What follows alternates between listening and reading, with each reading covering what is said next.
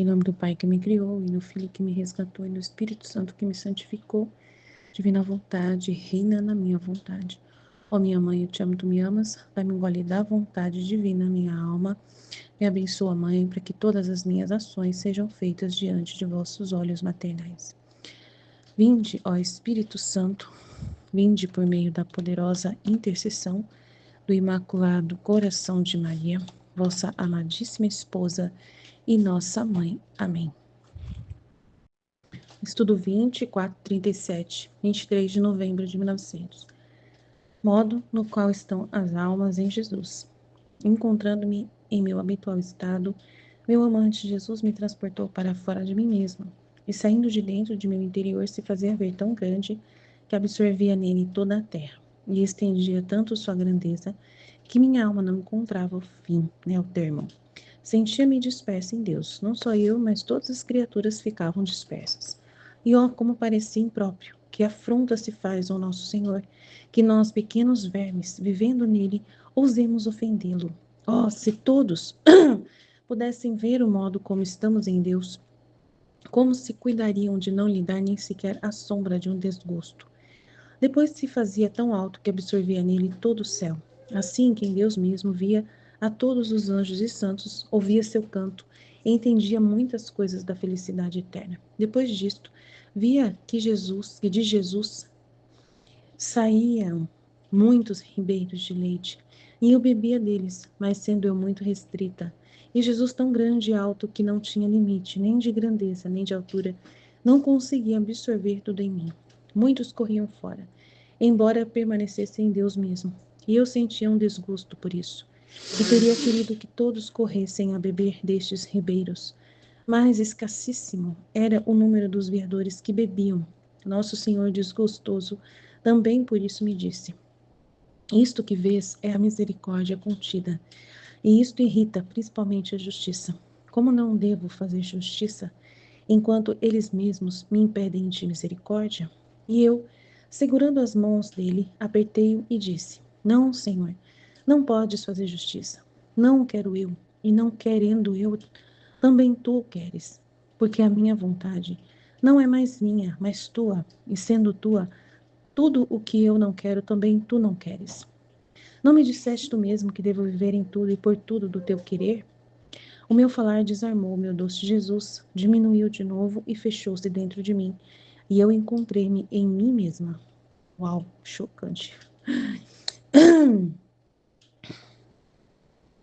Meu Deus.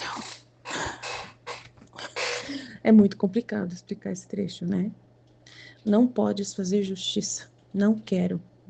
E se eu não quero, você também não quer. Porque você disse que a minha vontade já não é minha. Então você tem que fazer a minha vontade, porque a minha vontade então é minha e é sua. Então tu quer a mesma coisa que eu quero.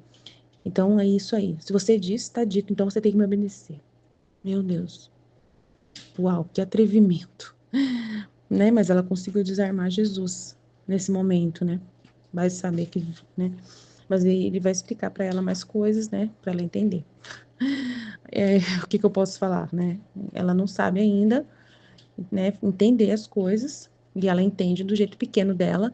Ele, tudo bem, ficou quieto, mas eu acredito que pouco a pouco, como é o volume 4, ele vai ter que explicar para ela parar com essas coisas, né? E ela achou que ganhou, mas é porque, né, ele não pode confundir a cabeça dela, entendeu? Então, assim, o que acontece na Divina Vontade é que essas verdades são tão poderosas, tão grandes para a cabeça, né, humana, que Jesus ele tem que ter paciência com a criatura. Então, nesse momento, ele calou para poder não fazer confusão, porque se ele disse realmente uma coisa para ela e ela entendeu dessa forma, ele é o culpado do que ela entendeu. Então, o que ele precisa fazer? Esperar e com calma e vir explicando para ela, né? E aí ele vai ter paciência para explicar até ela entender. Faz parte do processo. 4:38. Então, vamos lá. A natureza do verdadeiro amor é de transformar as penas em alegrias, as amarguras em doçuras. Demorando a vir o meu docíssimo Jesus, sentia-me quase com temor, e ainda não vinha, mas depois, com a minha surpresa, tudo de improviso veio e me disse: amada minha, queres saber quando uma obra se faz pela pessoa amada? quando, encontrando sacrifícios, amarguras e penas, tem virtude de mudá-la em doçuras e delícias, porque esta é a natureza do verdadeiro amor. E de transformar as penas em alegrias, as amarguras em doçuras, se experimenta o contrário, é sinal de que não é o verdadeiro amor que opera. Oh, em quantas obras se diz, faço por Deus, mas nas dificuldades retrocedem. Com isto fazem ver que não era por Deus, senão pelo próprio interesse e prazer que sentiam. Depois ele adicionou: geralmente se diz que a própria vontade estraga todas as coisas e infecta as obras mais santas. Porém, se essa vontade própria está conectada com a vontade de Deus, não há outra virtude que a possa superar. Porque onde há vontade, há vida no obrar o bem. Mas onde não há vontade, há morte no obrar. O bem se obrará fastidiosamente, como se estivesse em agonia. Nossa, forte, hein? Então, assim, ele já está começando a explicar para ela, passo a passo, tudo isso, né? Como pouco a pouco ele vai ter paciência para explicar para ela, em passo a passo, gota a gota, né? Então, aqui ele está falando que quem ama de verdade vai usar aquilo que não é bom e vai transformar aquilo em bem. E, né, então tem essa virtude. A natureza do verdadeiro amor tem a virtude de transformar um castigo, né, um sofrimento de castigo, de justiça, em um fruto de alegria, né, em doçura. Então, a gente já está explicando para ela aos poucos, né? Então, se se experimenta o contrário, é sinal de que não é verdadeiro amor que opera. Então, se a pessoa está lá trabalhando numa coisa difícil, amarga, e ela não está vendo o amor nisso, não está transformando em alegria e doçura, é porque ela não ama de verdade. Então, ele está falando, não é o verdadeiro amor que está operando. Ele não está fazendo sacrifício por aquela pessoa, porque ele não está buscando, né, ver a luz daquilo. Ele só está vendo as trevas, né? Então, não pode dizer que é Deus quem está obrando, né? Porque essa pessoa, quando vê a dificuldade, ela retrocede. Então, não é o verdadeiro amor. O verdadeiro amor não retrocede. Ele vai entendendo e tendo esperança de que aquele sofrimento vai trazer um bem. E ele permanece até o fim, né? Mas aquele que não ama, ele não continua, retrocede quando vê as amarguras e as dificuldades. Então, se vê claramente que não é Deus que está trabalhando ali, né? Que não é por Deus que está sendo feito, mas sim pelos seus próprios interesses ou prazer que sentem. Então ele fala, geralmente se diz que a própria vontade estraga todas as coisas, infecta as obras mais santas. Porém, se esta vontade própria da pessoa está conectada com a vontade de Deus, não há outra virtude que a possa superar. Porque onde há vontade, há vida no obrar. Mas onde não há vontade, há morte no trabalho, né? O bem se obrará fastidiosamente como se estivesse em agonia. Então, se a pessoa está com Deus, ela vai superar, né? E aí vai ter uma vida de obrar o bem, vai ser uma coisa boa. O bem vai ser trabalhado, vai ser feito, né? Por essa vontade que está unida a Deus. Porque sabe que Deus está operando e como Deus trabalha, ela vai ser firme ali. Mas se ela não está trabalhando por Deus, né? E não tem interesse, né? É a mesma coisa lá em cima, ela vai desistir, né? Vai ser uma dificuldade muito grande de trabalhar, e aí vai ser mais uma má vontade, e daí essa má vontade vai desenvolver uma morte no obrar, né? Porque não tem uma verdadeira vontade ali. Agora, se tem uma vontade unida com a de Deus, permanece. É isso que ele está querendo dizer, né? Por isso tem a natureza do verdadeiro amor, que unido com Deus vai até o fim e sabe o fruto que vai gerar daquilo, apesar das dores, dificuldades que tem. Amém? Eu acho que é isso que eu entendi. Depois a gente vai meditando mais. Jesus, eu confio em vós, fit, fit, fit. Em nome do Pai que me criou, do Filho que me resgatou, do Espírito Santo que me santificou. Divina vontade, reina na minha vontade. Minha mãe, eu te amo e tu me amas. Dá-me um gole da vontade divina para a minha alma. Me abençoa, Mãe, para que todas as minhas ações sejam feitas diante de vossos olhos maternais. Amém. Livro do Céu, volume 4, 23 de novembro de 1900. Modo no qual estão as almas em Jesus. Encontrando-me em meu habitual estado, meu amante Jesus me transportou para fora de mim mesma, e saindo de dentro de meu interior, se fazia ver tão grande que absorvia nele toda a terra. E estendia tanto sua grandeza que minha alma não encontrava o termo. Sentia-me dispersa em Deus. Não só eu, mas todas as criaturas ficavam dispersas. E ó, como parecia impróprio, que afronta se faz ao nosso Senhor, que nós, pequenos vermes, vivendo nele, ousemos ofendê-lo. Ó, se todos pudessem ver o modo como estamos em Deus, Como se cuidariam de não lhe dar nem sequer a sombra de um desgosto? Depois se fazia ver tão alto que absorvia nele todo o céu. Assim que em Deus mesmo via a todos os anjos e santos, ouvia seu canto, entendia muitas coisas da felicidade eterna. Depois disto via que de Jesus saíam muitos ribeiros de leite, e eu bebia deles. Mas sendo eu muito restrita, e Jesus tão grande e alto, que não tinha limite nem de grandeza nem de altura, não conseguia absorver tudo em mim. Muitos corriam fora, embora permanecessem em Deus mesmo. E eu sentia um desgosto por isso, e teria querido que todos corressem a beber destes ribeiros. Mas escassíssimo era o número dos veadores que bebiam. Nosso Senhor, desgostoso também por isso, me disse: Isto que vês é a misericórdia contida, e isto irrita principalmente a justiça. Como não devo fazer justiça enquanto eles mesmos me impedem de misericórdia? E eu, segurando as mãos dele, apertei-o e disse: Não, Senhor, não podes fazer justiça. Não o quero eu, e não querendo eu também tu o quer. E não querendo eu, também tu o queres, porque a minha vontade não é mais minha, mas tua. E sendo tua, tudo o que eu não quero, também tu o queres. Não me disseste tu mesmo que devo viver em tudo e por tudo do teu querer? O meu falar desarmou o meu doce Jesus, diminuiu de novo e fechou-se dentro de mim. E eu encontrei-me em mim mesma. Nossa, que é interessante demais, mas assim, com toda essa, o livro do céu traz esse conhecimento para a gente, essa consciência de que a gente está mergulhado em Deus. O modo como as almas estão em Deus. Tudo é Deus. A gente não tá, não sei explicar, mas assim, Deus dá essa visão pra gente, né? Abre nossos olhos para enxergar que tudo é Ele. E se tudo é Ele, a gente está mergulhado nele. Eu não estou longe dele, eu tô tudo é Ele, tudo é Ele. Ele é tudo. Deus é tudo. Tudo é Ele. Então, se tudo é Ele, a atmosfera, o ar, tudo é Ele. Então, você está mergulhado nele. Não é assim, porque Ele vive em nós, né? Na nossa alma. Não é porque Ele vive em nós, na nossa alma, que Ele está aqui limitado dentro da nossa alma. Que ele é um gigante que se diminuiu, ficou bem pequenininho e entrou dentro de mim.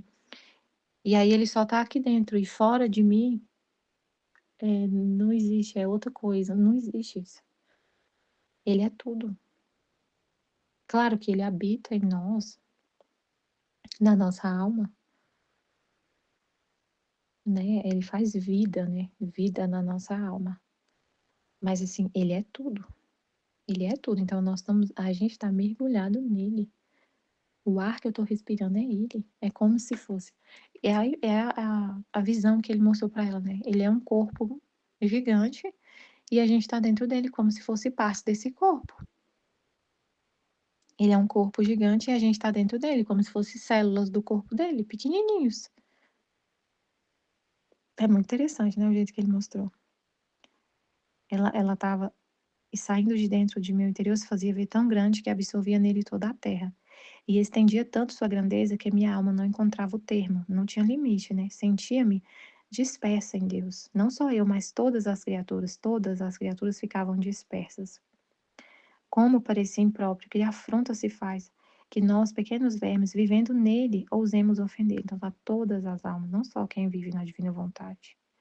Todas as almas vivendo em Deus. E é uma ofensa, é um absurdo. A gente está recebendo a vida dele, dispersos nele. Só existimos porque ele quer, porque é a vontade dele, porque ele é tudo. E a gente ofender, causar desgostos a ele. É um absurdo. Como se a gente fosse verme, né? Um verme ali, um pedacinho ali no corpo dele. Pequenos vermes, um nada. Vivendo nele, ousemos ofendê-lo. Porque se a gente pensa, por exemplo, no corpo humano, todas as partes do nosso corpo colaboram para tudo que a gente quer fazer. O corpo humano, ele é um conjunto ali de células, de tudo. Você vê que o corpo humano é uma perfeição tão grande que ele tudo colabora para para o funcionamento de todo o sistema do nosso corpo. Então colabora, né, o cérebro comanda tudo, mas tudo colabora, todos os sentidos, todas as células, tudo colabora para a gente estar vivo, para a gente estar fazendo as coisas. Então, se a gente pensar que a gente é parte desse corpo, a gente tinha que seguir o exemplo. Toda a criação dá um exemplo para a gente de como viver, de como se comportar, de qual é a ordem divina. Toda a criação tem uma mensagem, um ensinamento, uma sabedoria ali de Deus para nos ensinar como viver, porque toda a criação está na vontade divina. Então, até o nosso corpo fala de Deus, fala da ordem, fala de como a gente deve se portar, deve viver. Qual é a ordem para viver? Até o nosso corpo fala de Deus. Então, a gente está nele, dispersos, como se fossem células do corpo dele. E é, é, se a gente ofende, é como se fosse um corpo que tá ali, né? Não tá, um membro que ele não consegue se servir desse membro para fazer o bem. Igual a mesma coisa, você ter sua mão, mas a sua mão, ela tá paralisada, você não consegue usar sua mão. Então, que dor é essa mão que não serve para ser usada para fazer o bem? Um pé que não anda, uma mão que não trabalha, um olho que não enxerga. Todos estamos dispersos nele. Como se cuidariam de não lhe dar nem sequer uma sombra de desgosto? Se todo mundo visse, né, tivesse essa visão, essa consciência. Então, muito interessante essa visão aí, o que ele fala da misericórdia, né? Ela via rios que corriam dele. Ela via, saía dele ribeiros de leite, eu bebia deles, mas sendo eu muito restrita. Então, esses ribeiros de leite caíam fora, porque não tem quem receber. E aí ele falou que é a misericórdia. Então, olha só, gente. O homem rejeita a misericórdia de Deus. Rejeita esse amor, essa misericórdia que vem para nos resgatar, para nos salvar, nos santificar, que vem em direção a nós para nos resgatar, nos salvar, e o homem rejeita a misericórdia divina. Isto que vês é a misericórdia contida, e isto irrita principalmente a justiça, porque o amor a justiça vem para reparar os direitos do amor, o amor rejeitado. A justiça entra em ação quando o amor é rejeitado. Os homens não querem receber a misericórdia. Aí ele fala como não deve fazer a justiça. Se eles mesmos impedem a misericórdia, não querem a misericórdia, aí ele se acalma, né? Aí no volume 4, 25 de novembro de 1900. A natureza do verdadeiro amor é de transformar as penas em alegrias, as amarguras em doçuras. Demorando havia o meu docíssimo Jesus, senti-me quase com temor. E ainda não vinha, mas depois, com minha surpresa, tudo de improviso veio e me disse: Amada minha, queres saber quando uma obra se faz pela pessoa amada? Quando, encontrando sacrifícios, amarguras e penas, tem virtude de mudá-las em doçuras e delícias, porque esta é a natureza do verdadeiro amor. Há de transformar as penas em alegrias, as amarguras em doçuras.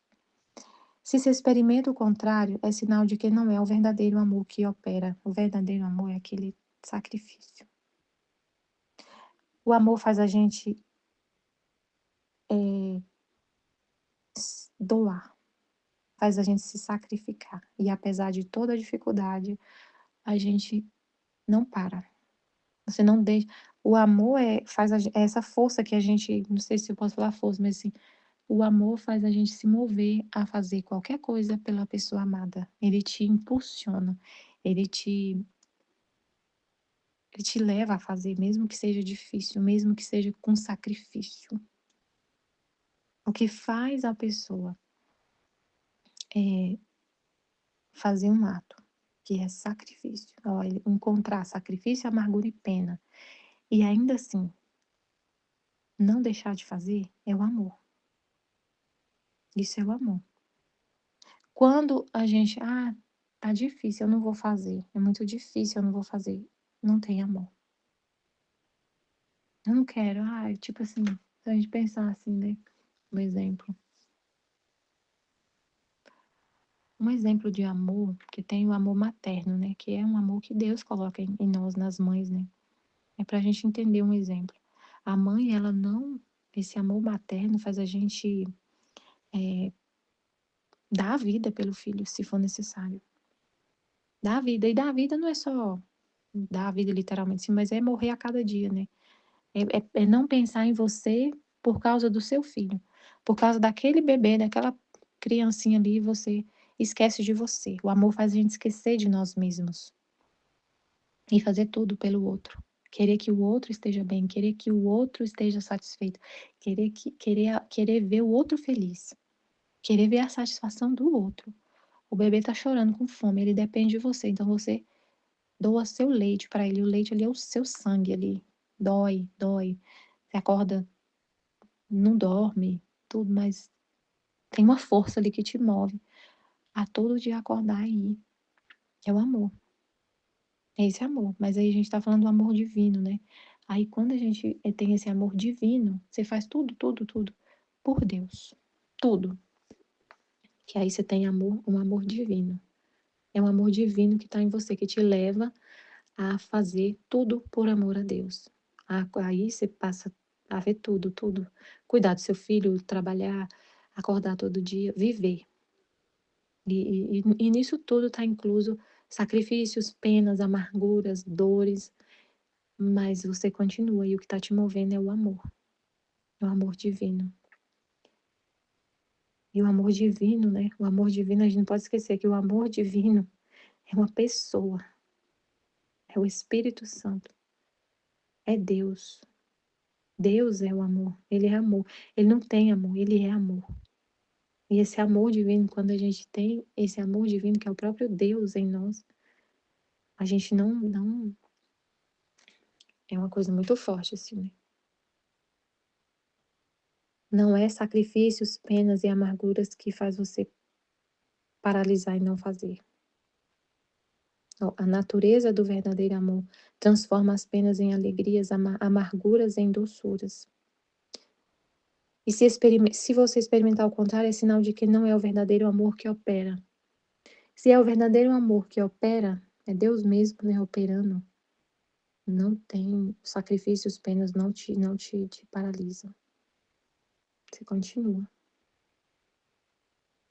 O verdadeiro amor, se você experimenta o contrário, é sinal de que não é verdadeiro amor que opera. Ó, quantas obras se diz, faço-o por Deus, mas nas dificuldades retrocede. Tá vendo? Por causa de dificuldades, se a gente retrocede, não é o verdadeiro amor que está operando. Porque o amor tem essa característica, essa natureza de transformar as penas em, em doçuras, os sacrifícios, as penas em doçuras, em alegrias. Porque a sua felicidade, porque quando a gente ama, quando é o verdadeiro amor que opera, o que mais a gente quer é ver a pessoa amada feliz. E aí, quanto mais a gente se sacrifica, mais você tá alcançando o objetivo, né? Tipo assim, por isso que transforma as penas em alegrias. Porque a sua felicidade é ver o amado feliz. E aí as penas, o sacrifício se transformam em alegria, porque você tá amando. Você tá amando. O amor traz essa felicidade. Você tá amando. Então transforma tudo em alegria, não é?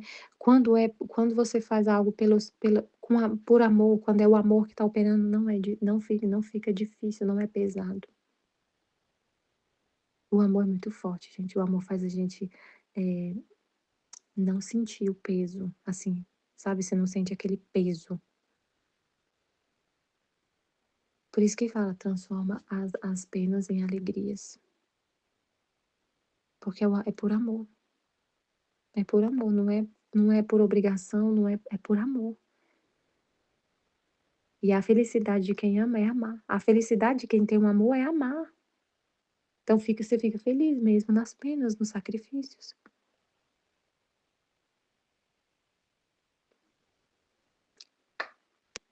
Ó quantas obras se diz, faço por Deus, mas na dificuldade retrocede. Com isto fazem ver que não era por Deus, senão pelo próprio interesse e prazer que sentiam. Muito triste, não tinha amor. Era por interesse.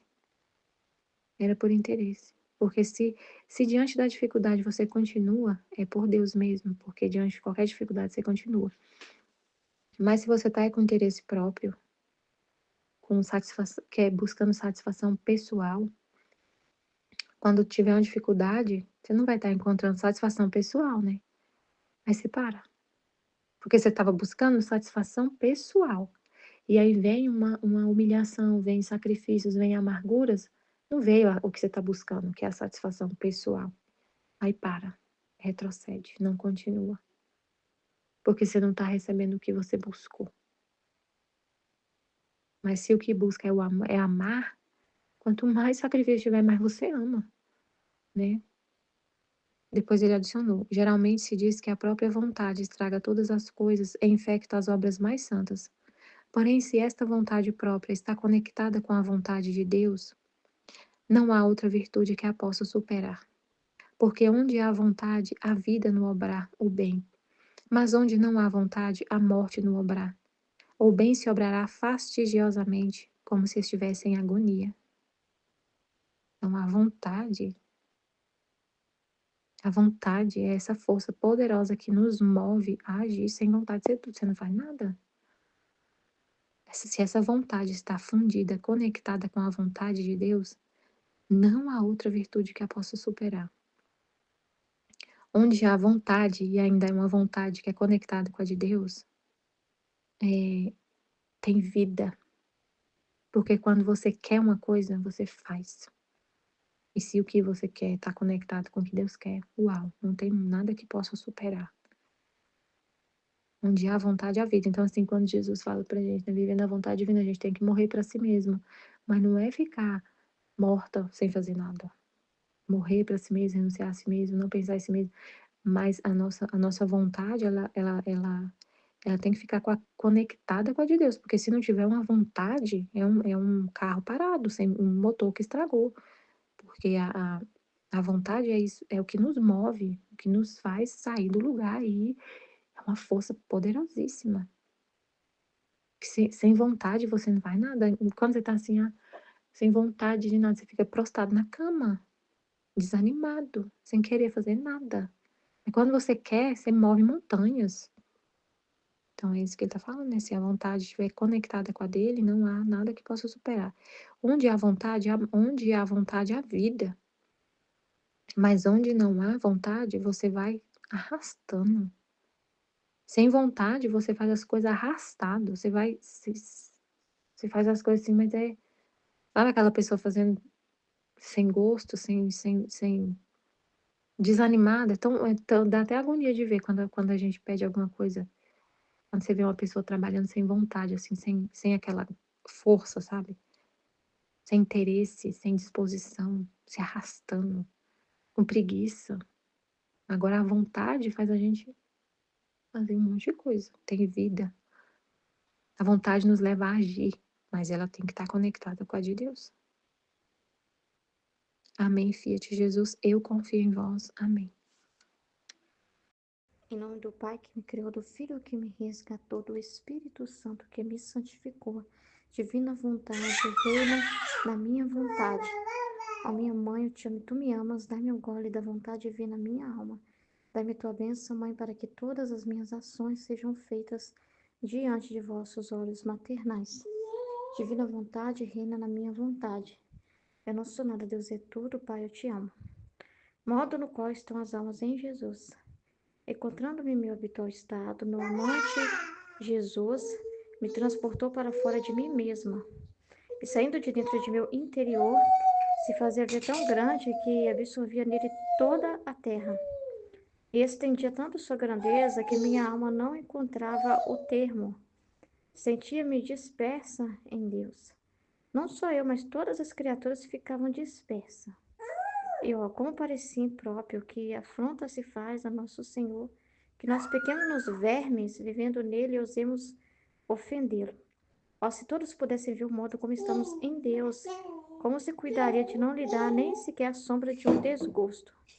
Depois se fazia tão alto que absorvia nele todo o céu, assim que em Deus mesmo via a todos os anjos e santos, ouvia seu canto, entendia muitas coisas da felicidade eterna. Depois disto, via que de Jesus saíam muitos ribeiros de leite, e eu bebia deles. Mas sendo eu muito restrita, e Jesus tão grande e alto, que não tinha limite nem de grandeza, nem de altura, não conseguia absorver tudo em mim. Muitos corriam fora, embora permanecessem em Deus mesmo. Eu senti um desgosto por isso e teria querido que todos corressem a beber desses ribeiros, mas escassíssimo era o número dos veadores que bebiam. Nosso Senhor desgostoso por isso me disse: isto que vês é misericórdia contida, e isto irrita principalmente a justiça. Como não devo fazer justiça enquanto eles mesmos me impedem de misericórdia? E eu, segurando as mãos dele, apertei-o e o disse: não, Senhor, não pode fazer justiça, não quero eu. E não querendo eu, também tu o queres, não tu o queres, porque a minha vontade não é mais minha, mas tua. E sendo tua, tudo o que eu não quero, também tu o queres. Tu confundiu tudo. Tá bom. Não me dissestes tu mesmo que devo viver em tudo e por tudo do teu querer? Meu falar desarmou, meu doce Jesus diminuiu de novo e fechou-se dentro de mim. Eu encontrei-me em mim mesma. Então é muito bonita essa visão de ver, né? De Deus assim revelar, né? Como que nós estamos todos dentro dele, né? Eu fiquei imaginando assim, né? Deus sendo um corpo, né? Tipo um corpo humano assim, né? E a gente sendo aquele monte de bactéria que tá lá dentro do corpo, né? É minúsculo, né? Só se vê por via de microscópio, né? E nós somos esse monte de bactéria dentro do corpo, né? Eu fiquei imaginando assim, né? Mesmo. Para entender como que nós estamos dentro de Deus, né? Então não tem ninguém que possa fugir disso, né? Dele, né? Ele está em tudo, né? Nós estamos dentro dele, né? Por isso que temos vida, né? O que tem dentro do nosso corpo só tem vida porque por causa de estar dentro do nosso corpo, né? As bactérias lá sendo alimentadas lá, sustentadas lá, né? Mas se eu não tem mais o corpo, para onde que elas vão? Elas não têm mais vida, né? Então a mesma coisa é nós, né? Como esse exemplo que eu estou dando mesmo da bactéria dentro do corpo. É porque o corpo está vivo, por isso as bactérias estão lá, né? Entendeu? Então, porque Deus é vivo, né? Porque Deus existe, nós estamos dentro, nós também vivemos. E não podemos sair dele, senão não tem vida fora dele. Não tem ele não fez uma realidade fora dele. Aí você fala assim, ah, não, quem está no inferno, sim, né? Está fora dele, não está fora dele, né? A alma não tem como fugir de Deus, nem o demônio. Isso é a raiva dele, né? Porque ele sabe que o tormento dele é esse, porque ele não quer ser amado, mas ele não deixa de ser. Entende? E o ser amado é existir, é ter a existência, né? Deus não destrói ninguém. Isso prova o amor grande que ele tem, que nunca vai mudar. Porque ele nos dá vida e essa vida é eterna, seja eterna no céu, seja eterna no inferno. Mas isso mostra que o amor de Deus prevalece, né? Sobretudo, que nos mantém. Então, mesmo, né, que a pessoa quer ser a parte morta ali do corpo, né? Uma parte morta, ela tá ali, né? É uma parte podre, mas ela tá ali, né? Dentro desse corpo, não tem como fugir dele, né? Aonde a gente vai, por isso que fala, se atravesso, não sei o que, a sombra, lá estás. Aonde eu passar, tu estás, né? Tu sonda-me, né? Me conhece, tal, aquela, né, passagem. Tipo assim, não tem um ponto em que você vai falar, aqui Deus não está. Esse ponto, esse cantinho aqui não teve, saiu fora, não tem. Como é as bactérias do corpo. Não tem como sair para fora, né? Elas estão ali dentro e só são vivas porque aquele corpo as mantém, né? Está vivo. Então é assim que nós estamos dispostos dentro de Deus. E aí a Luísa ficou, né?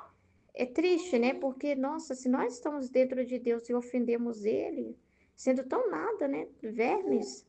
E a gente ainda assim, que só tem existência por causa dele, e a gente ainda ousa ofendê-lo, que tristeza, porque se a gente soubesse quanto a gente ligado a Ele, enquanto nós dependemos dele, a gente não usaria a cometer nenhum desgosto para Ele, né?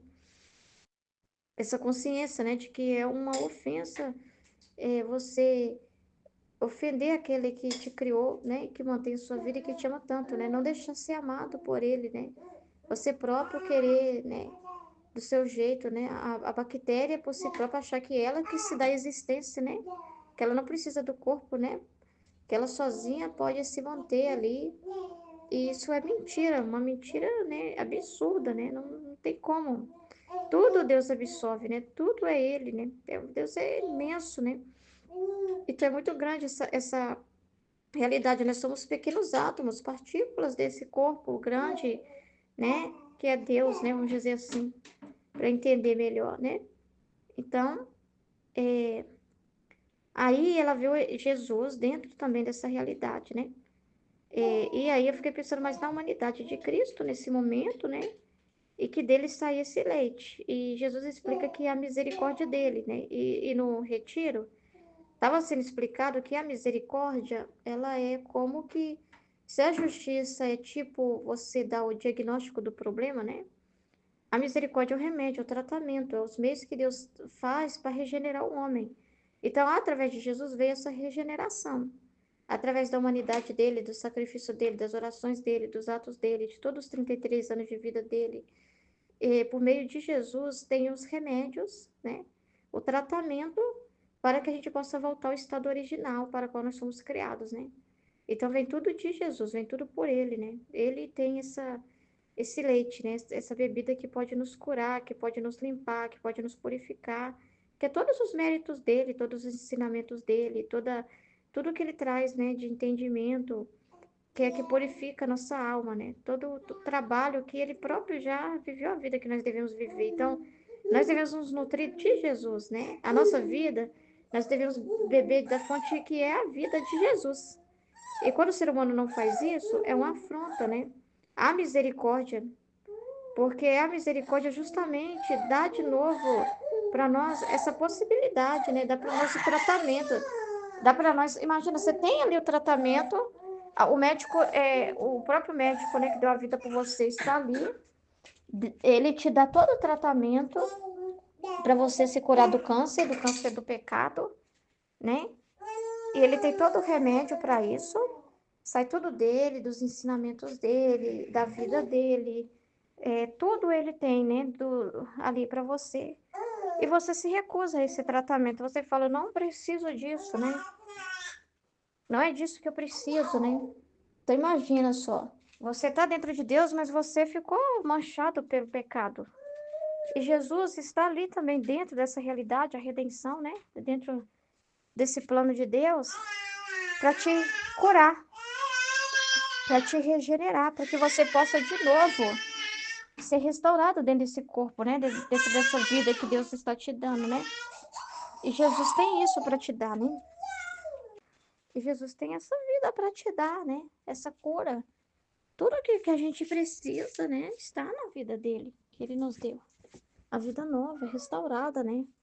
Então, nós não estamos mais como que ficou aquela bactéria preta no corpo, né? Vamos dizer assim, Jesus veio, né? E trouxe o remédio, que a misericórdia é a redenção. A misericórdia é a encarnação do verbo, né? E a misericórdia maior que ele fala, que o ato maior de misericórdia é fazer o homem voltar à sua origem, né? Ao princípio para o qual foi criado por Deus, que é a divina vontade, né? Essa é a misericórdia maior. Então, tudo isso vai sair de Jesus, desses ribeiros, né? Só que a pessoa bebe de acordo com o que ela procura, com o que ela se dispõe a tomar. Mas imagina a pessoa que não quer nada, né? Que desgosto, né? Aí ela viu essa realidade. Escassez era o número dos que corria para beber desses ribeiros, né? Mas escassíssimo número dos veadores que bebiam, veadores, pessoas da terra, né? Que bebiam, que aproveitavam do que Jesus deixou, dessa vida nova que ele deu, né? Poucos eram os que procuravam realmente dessa fonte, poucos. E tem uma dor muito grande. Aí Jesus falou, e aí a justiça fica brava, porque a justiça ficaria satisfeita se as pessoas bebessem dessa misericórdia. Se as pessoas aproveitar, né, dessa vida que Jesus deu, valorizar e se regenerar, se curar, se purificar, a justiça está também plenamente saciada, porque isso estava explicando, né? que não tem, que a misericórdia sacia até mais a justiça, porque não só perdoa, mas regenera o ser humano. Faz ele ir de um estado tal para um estado muito melhor. Então a justiça fica muito mais satisfeita. Mas ela não vendo isso acontecer, ela vê no homem ao contrário. Já tá podre, fica mais podre ainda. Isso aí é terrível. Então Jesus fala: como eu não devo fazer a justiça enquanto eles mesmos impedem da misericórdia? Né? Aí a Luísa, né, pelo entendimento que ela teve antes, ela fala que não pode, porque como Jesus tomou o coração dela, né, falou que agora ela não tem mais a vontade própria, né, aquela coisa toda, então o que ela quer, ele quer, que os quereres dele estão unidos. Então ela entendeu que se ela disser que ela não quer a justiça, Jesus está de acordo. Ele não pode negar a palavra dele, que falou que o que ela quer, ele quer, né? Tipo assim, o que eu quero, você quer, o que você quer, eu quero. Não tem mais você e eu separados.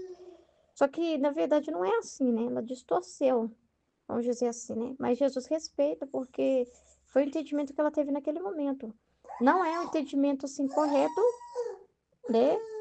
Porque, na verdade, a gente se cala e ouve o que ele quer e a gente se coloca para fazer o que ele quer. E não a gente fala primeiro e Jesus tem que concordar com a gente, né? Não é assim. O nosso querer vai ser o dele se a gente quer o que ele quer.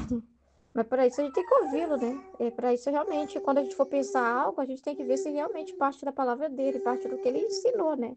Sempre é ele a iniciativa, né? Mas ele respeita a cabeça da pessoa naquele momento que não tem a capacidade ainda de penetrar mais profundo. Então Jesus, ele respeita também isso na nossa vida, né? Tem um pouquinho a ver com o que foi falado ontem, né? Da vontade permissiva e tudo. Às vezes você não entendeu uma coisa da forma que Jesus gostaria que você respondesse àquela situação. Você entendeu que você pode ir lá e tomar uma decisão que é a vontade de Deus, né? Aquilo tá me incomodando, não tá me fazendo bem, então eu vou, né? Às vezes você entendeu que não tem problema, que aquele já era o sinal, né? E depois você entende que as coisas não são assim, né? Que tem que ter um discernimento, que você não pode pôr sua vontade própria, você tem que esperar a divina vontade dar os sinais do que ela quer, né? Mas assim, ele sabe que estamos sendo purificados, que a nossa cabeça é pequena, que a gente não consegue assimilar as verdades tudo de uma vez, é de gole em gole. Então, ele deixa para um outro momento, na hora certa, de ampliar a nossa visão. Você vê que a gente sempre vai caminhando aqui assim, ampliando a visão, é sempre crescimento, né? Subir uma escada. Quanto mais um degrau você sobe, maior é a sua visão, não é? Seu alcance do que você pode ver do horizonte, né? É a nossa vida aqui na Divina Vontade. Quanto mais um conhecimento, parece que mais amplia a nossa extensão de vista. Senão, mas é o próprio Senhor que faz isso. É a hora que Ele quer trazer, falar do assunto, é, consertar alguma coisa. Não quer dizer que o que a gente entendeu antes, a gente está com a intenção pura, não quer dizer igual aquela, não está com a intenção mal. A Luísa não está com a intenção mal, não está se aproveitando, né, da situação, não. Ela entendeu? Então ele entende como nós somos pequenos, ledo, fraco, miserável, né? Difícil de dimensionar, de assimilar o ser divino, né? Tão imenso, né? Ele respeita isso, ele não quer fazer nenhuma violência, né? Porque a pessoa tem que estar consciente também. Ela só vai abraçar aquela verdade quando ela estiver preparada para aquilo, né? Ela tem que ter uma preparação, ela tem que ter uma informação anterior. Tem toda uma realidade para Jesus trazer um elemento novo, né? Então Deus sabe o que faz, né? Então ele tem essa paciência incrível, né? Que só Jesus mesmo. A natureza do verdadeiro amor é de transformar as penas em alegrias, as amarguras em doçuras. Demorando a vir o meu docíssimo Jesus, senti-me quase com temor, e ainda não vinha. Mas depois, com a minha surpresa, tudo de improviso veio e me disse: Amada minha, queres saber quando uma obra se faz pela pessoa amada? Quando encontramos sacrifícios, amarguras e penas, tem virtude de mudá-las em doçuras e delícias. Porque esta é a natureza do verdadeiro amor, a de transformar as penas em alegrias, as amarguras em doçuras. Se se experimenta o contrário, é sinal de que não é o verdadeiro amor que opera. Ó, em quantas obras se diz, faço por Deus, mas nas dificuldades retrocedem. Com isto fazem ver que não era por Deus, senão pelo próprio interesse e prazer que sentiam. Depois ele adicionou: geralmente se diz que a própria vontade estraga todas as coisas e infequita as obras mais santas. Porém, se esta vontade própria está conectada com a de Deus, não há outra virtude que a possa superar. Porque onde há vontade, há vida no obrar o bem. Mas onde não há vontade, a morte não haverá. O bem sobrará fastidiosamente, como se estivesse em agonia. É muito sério, né? É que ele vai falar, né? Você quer saber, né? Quando realmente alguém, né? Quando que Deus realmente vê, né? Na alma, assim, né? Que o obrar dela se faz por Deus mesmo. Então, é quando, né? Nas dificuldades, amarguras e penas, né? A pessoa, então, consegue, apesar dele, né? Da dificuldade que ela encontrar naquilo que ela tá fazendo, que ela fala que, inicialmente, ela fala que é por Deus, né? Mas só se vê se é por Deus mesmo se ela persevera e consegue tirar um bem de tudo que ela está vivendo. Porque eu entendo que mudá-las em doçuras e delícia não é falar assim, ah, que delícia essa situação, né? Às vezes a situação em si é uma pena, né? É um sacrifício, uma amargura. A situação, a situação pode ter dificuldades, então você não vai mentir falando, ai, que delícia, não é isso. Mas não é, mas aí eu entendo que mudar doçura e delícia é se espiritualizar, né?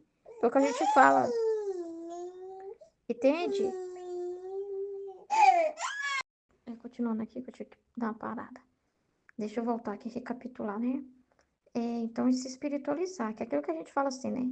Se vem a tempestade, nada na tempestade, aproveita ela, né? Extrai o que Deus quer te ensinar ali, né? Entende? Então, quando a pessoa tá com Deus, ela tem essa força, sabe? Quando ela tá realmente fazendo por Deus, aí realmente ela tem essa força de perseverar.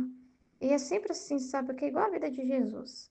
Sacrifício, amargura e pena era a vida de Jesus, né? Ele estava nesse vale de lágrimas, né? Nessa realidade aí toda, de vir no mundo que estava no pecado, não, né? Essa realidade toda vontade permissiva, né? Como a gente estava falando ontem, né? Como estava o ser humano, né?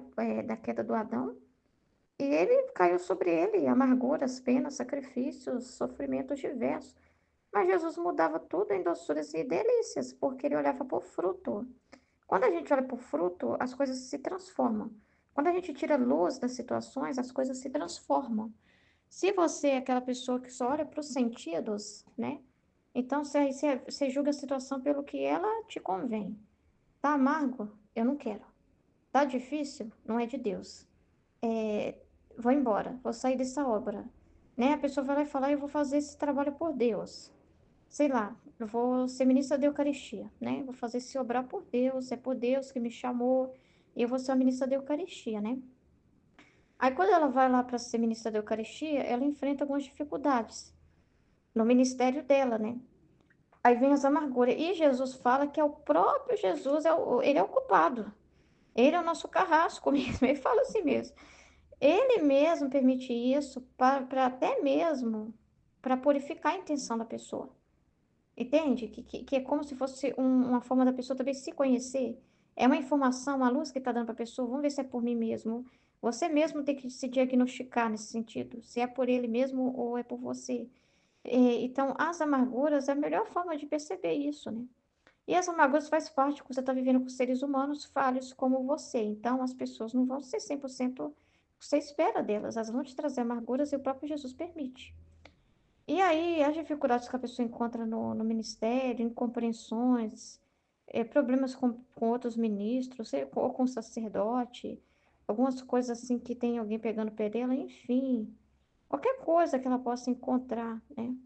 Se ela faz por Deus, se ela está fazendo pela vontade de Deus, se ela está com Deus, ela tem força para superar aquilo e até mudar as doçuras em delícia. Ó, alguém me chamou a atenção, mas que bom, né? Que bom que eu vou me corrigir, melhorar. Isso é bom para mim, isso não é ruim para mim, né?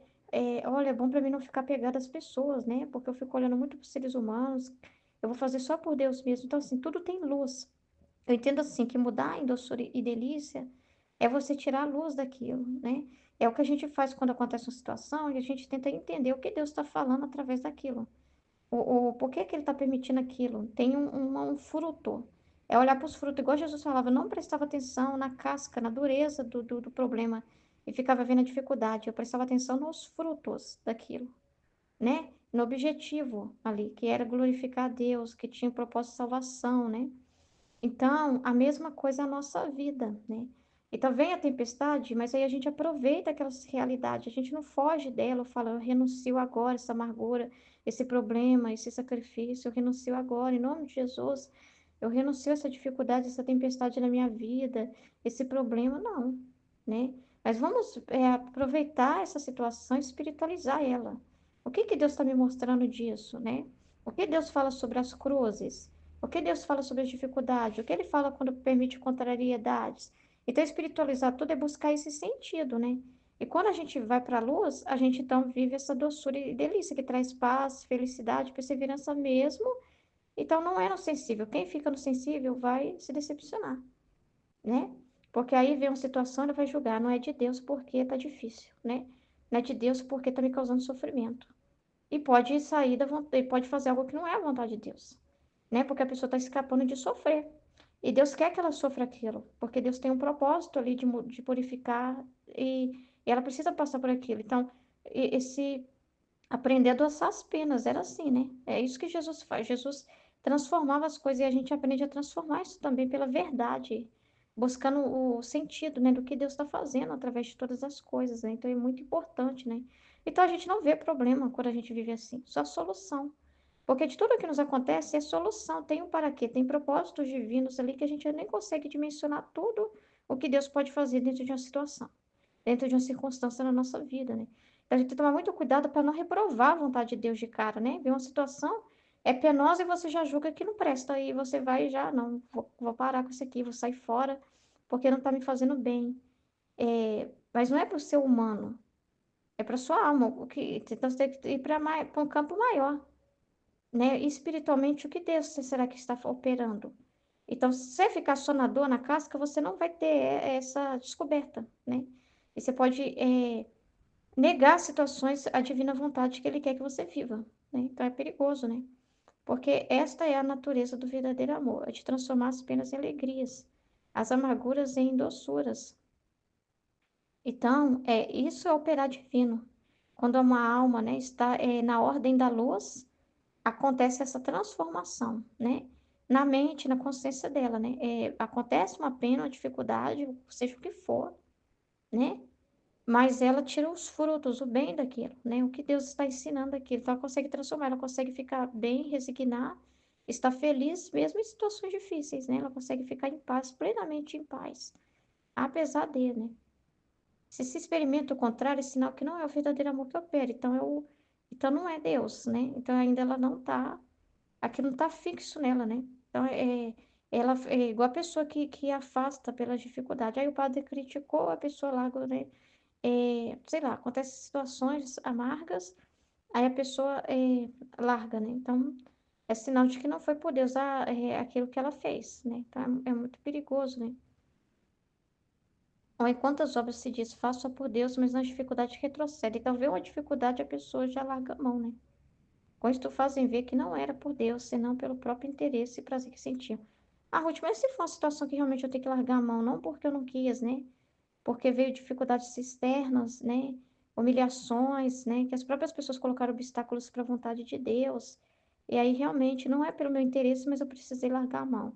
Aí claramente também você vai perceber isso, né? Porque a natureza do verdadeiro amor é transformar as penas em alegria. Se você está vendo que não está tendo como isso, porque você está sendo ali um canal divino, mas na situação, você não está sendo amarrado às mãos, os pés, você está na situação que você sai para não se impor, né? Vamos supor, você é uma catequista, né, que está querendo. Acabei lembrando, né, da situação que a Aline viveu, veio na minha cabeça, né? Vou falar. Ela, né, estava transformando tudo, ela estava ali por amor a Deus. Mas, externamente, né, as pessoas não queriam, né? As pessoas não estavam abertas à verdade, a, eles queriam que ela fizesse, né, do jeito deles, né? Que é ser falso, né? Não poder realmente ser livre, né? E Deus não quer isso, na divina vontade. Não. Então, assim, é uma realidade claramente, né, que foi mostrando para ela que não era a minha vontade. Então, eu realmente não quero. Então, é um sinal também de que ali o verdadeiro amor não opera naquele lugar, porque ali aquelas pessoas não estão por Deus, né? Aquelas pessoas estão por elas mesmas, com outras intenções. Então, não tem como você ficar ali, né? Então, por amor a Deus, a pessoa renuncia, né, para não se impor, igual Jesus, né? Para não se impor também. Deus é assim também, né? Ele respeita a liberdade, né? Se naquele lugar eles não querem as coisas aos modos divinos, né? Então, porque isso causa pena, né? Dificuldade. Então, eles que não querem o sofrimento, né? O sofrimento de ter que falar para os jovens, para as crianças que estão ali na catequese, né? Não quer ter problema com os pais, não quer ter confronto direto com eles, né? Porque eles trazem questionamentos e tudo. Então, eles não querem sofrer isso, né? Eles estão evitando o sofrimento e não vendo que isso é bom que os jovens trazem as perguntas, porque é um momento, né, deles ter esse espaço também e receber as luzes necessárias para a vida deles, o que isso pode transformar na vida deles, mas eles não querem a dor, a pena que isso causa, né? Conversar com a outra pessoa, entrar em confronto com a outra pessoa, ser questionado. Eles querem, né, ser docinhos, né? E eles não querem o sofrimento. Então, é eles que não queriam o sofrimento. É eles que não queriam debater, é eles que não queriam lidar com as críticas que poderiam vir, que é normal, né? Porque as pessoas têm resistência à verdade. Eles não queriam lidar com isso. Eles preferem um contexto em que você põe mel na boca, né? Porque assim ninguém briga, é uma falsa paz. Eles queriam uma falsa paz, fingir que tá tudo bem, que tá, né? Que não tem, evitar um conflito direto. Então ali não tinha verdadeiro amor ali. Então aí Deus não dá, né? É muito sério, né? Então aí é diferente. Aí é diferente. Eu vi na minha cabeça esse exemplo, né? Depois ele adicionou: geralmente se diz que a própria vontade estraga todas as coisas e infecta a obras mais santa, tá vendo? Porém, se esta vontade própria está conectada com a vontade de Deus, então, se as pessoas estão conectadas com a vontade de Deus, não há outra virtude que a possa superar, né? Porque onde há vontade, há vida no obrar o bem. Mas onde não há vontade, há morte no obrar. O bem sobrará fastidiosamente como se estivesse em agonia. Então, quando a gente está fazendo uma obra, né? Está fazendo um trabalho, seja qual for, se a gente está unido a Deus, realmente, não tem como, né? Por mais dificuldades que tenha, Deus ele te dá uma força incrível para superar qualquer coisa, para operar o bem, apesar das dificuldades, né? Então, só a vontade humana, que é o que a pessoa interpreta, né? É que pode realmente dar morte ao obrar, né? Que é a pessoa na hora racionalizar, né? A pessoa vê a dificuldade e desistir, né? Que é a parte assim da pessoa humana mesmo, só a vontade humana é que dá morte a todo o obrar, né? Porque às vezes é sinal de que tá dando certo quando uma coisa não tá, né? Tá com dificuldades. Deus está temperando aquela situação, né? Igual o negócio da ministra, né? Às vezes ela era muito apegada às colegas, né? Queria ser ministra, talvez estava ainda muito preocupada, estava muito assim alegre de ser ministra porque tinha as amigas ministras da Eucaristia também. Aí Jesus amarga, né, as amizades dessa pessoa, permite que ela seja esquecida, que essas amigas não dêem muita ideia para ela, que ela se sinta um pouco sozinha, ou coloque ela numa escala que não vai junto com as amigas ministrar no mesmo domingo que as amigas. Aí Jesus vai tirando, afastando isso, né? Então, só a vontade humana pode ver isso como um problema, né? E reclamar, ir lá brigar com a coordenação, né? Ah, vocês estão em comprou contra mim, com certeza. Vocês têm alguma coisa contra mim. E não sei o quê, que é toda essa interpretação que a pessoa fica nas trevas, né? Só a vontade humana pode pôr trevas, né? Agora, quando tem a força divina, a pessoa tira a luz de tudo. Você vê que é uma pessoa que traz mais luz que trevas das situações. Quando a pessoa fica muito nas trevas, né? Agora, quando é o operar divino, você vê que a pessoa traz muita luz das situações, né? Olha, foi até bom, né, ter passado por isso, porque realmente, né, tem que ser por Jesus, não é por causa de quem vai estar lá comigo, não. Né? Então, isso foi até bom para mim também, porque eu ficava muito insegura e meio que eu colocava minha segurança de estar junto com essas amigas no dia. Então, isso foi bom para mim também, confiar mais em Deus, porque naquele momento eu não precisava, não tinha minhas amigas do lado para perguntar uma coisa ou outra, para calar minha ansiedade, né? Então, naquele momento eu só rezei e pedi Jesus a força. Então, eu fiquei mais com Jesus. Tipo assim, entendeu? Eu acho que deu para entender. Então, só a vontade humana que, quando obra, é tudo pesado, né? É porque só vê a dificuldade, a pessoa só vê o problema, né? Quando ela está com Deus, ela vê a solução, né? Ela vê o que Deus está fazendo acima de tudo aquilo, né? Ela não fica na dor, né? Na casca, ali na casca, ela tira a pérola que está lá dentro, ela extrai o profundo daquilo, né? Só Deus mesmo para fazer uma coisa dessa, não a criatura, né? Então, só unida a Deus, né? Porque a paz é Deus, né? Então, essa paz só vem da presença de Deus, né? Então, é muito sério, né?